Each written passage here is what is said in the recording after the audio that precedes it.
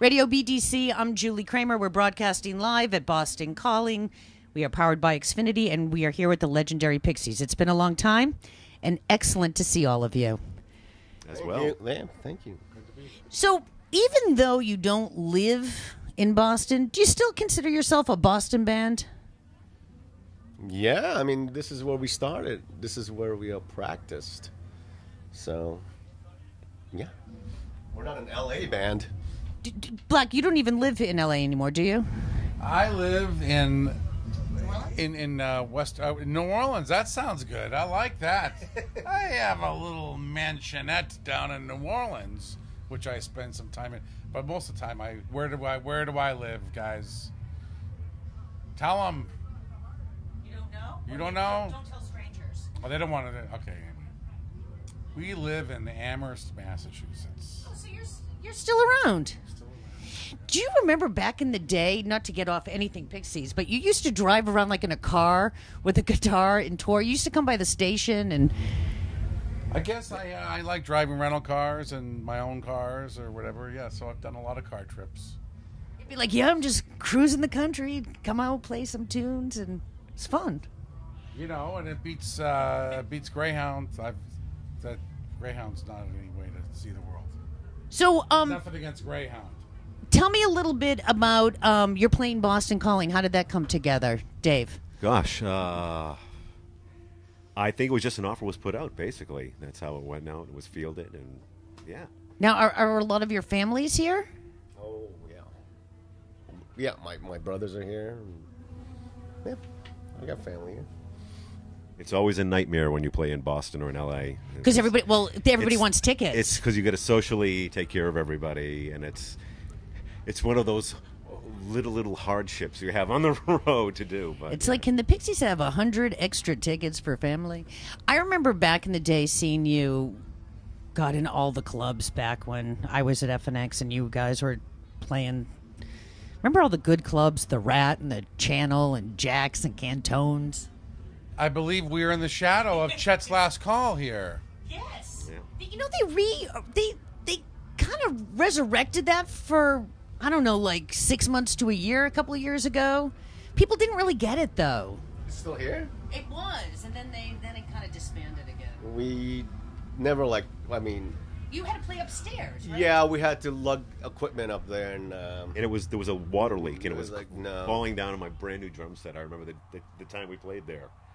So it was very distressing. I remember it, but we had a good gig. But I just remember back in the day, so many clubs, and everyone was going out. It was before Instagram and Twitter and Facebook, but people came out.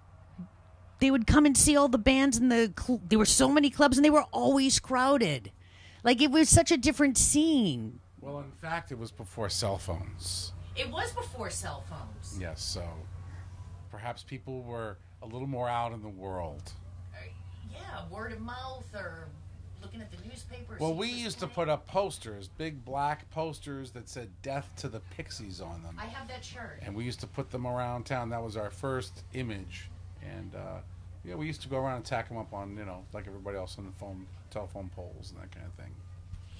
Even when we weren't playing, sometimes we just put them up because they were quite a good poster, and people used to take them even though they didn't understand what it was all about because they were good-looking posters. And it's a good-looking shirt too.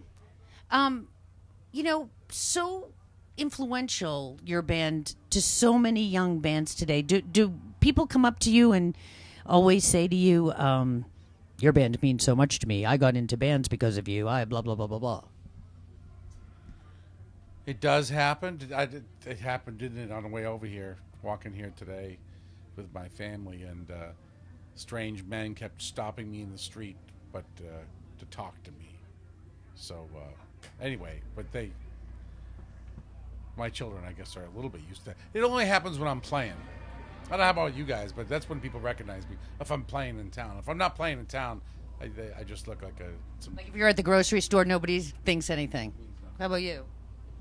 Only when we're playing in town. Only when it's your family. Yeah. Can I have another pair of tickets? I did have to sign a shopping bag.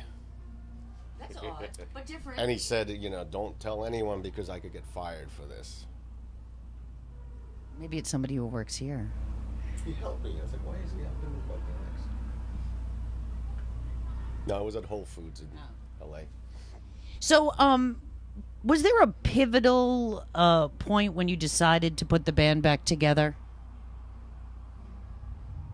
Pivotal. You know, like you woke up one day and said, "It's time." Whose idea was it? I think it was David's idea. Yeah, I just I tried being a magician. I thought you were a magician. Well, I still am a magician, but you've heard the phrase the starving musician. You were a starving magician? I was a starving musician, so a musician, and then I took up magic. But the phrase in that terminology is the dying magician. It's not the wisest career choice. What was your thing? Like sleight of hand? All that, yeah, in the stage show. And did you do like birthday parties? I had done, yes, I had, and that was it. And I just put the karma of the aura out there, and it happened. So. I'll never forget when I heard that you guys were going to get back together and do a show. And was the show here the first one, the Songus Arena? Was it Songus in Lowell, right? Was the Orpheum? Oh yeah. It was one of the gigs, yeah. Yeah.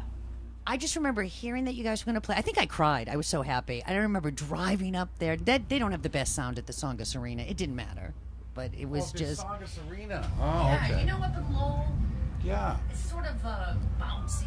There's not many Yeah. places around, but it was amazing. It was so great. I'm so glad you're back together. So you, I hear, are working on some new music. Yes. We got a few ditties that we're kicking around to see what they do. Going to the studio. See if they grow up. Well, we'll have to go into the studio unless, I heard fall. what's that? I heard in the fall. I don't know. Is it in the fall? It's in the fall. Oh my God, we better get a crap together. Well, do you?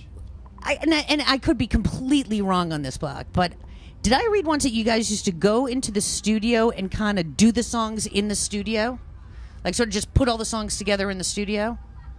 I mean, we've done that before. Yeah. So, have you pre-written any songs now for this next record, or are you just gonna? Yeah, we got songs. Yeah. We got songs. Songs are easy. What's the hard part? I don't know. What's the hard part? Make it just sound like the band. But that's why we're doing them live in a show, is we're trying to do what we did back in the day. Because back in the day, we were able to play around Boston, all the clubs, and try out new material. So it's a wonderful way to hone it and See what people like. You have a built-in amazing audience that already love you, that are willing to, sit through some new tunes. Then, of course, scream like, "Here comes your man." Do you think that with having the song "Gigantic" in a commercial, you've hit a different audience? Like a younger audience? I have no idea. I don't know. Like, do young kids come up to you and say, like, "Oh my God, I love the Pixies"? I have a daughter that's 12, and she texts me that, "Oh my God, the 7th and 8th graders, you guys are the craze." So. That's good, but I And the teacher and the kids. isn't that funny? But isn't it great when the people are there at the gigs with their kids though, and the parents singing and the kids singing?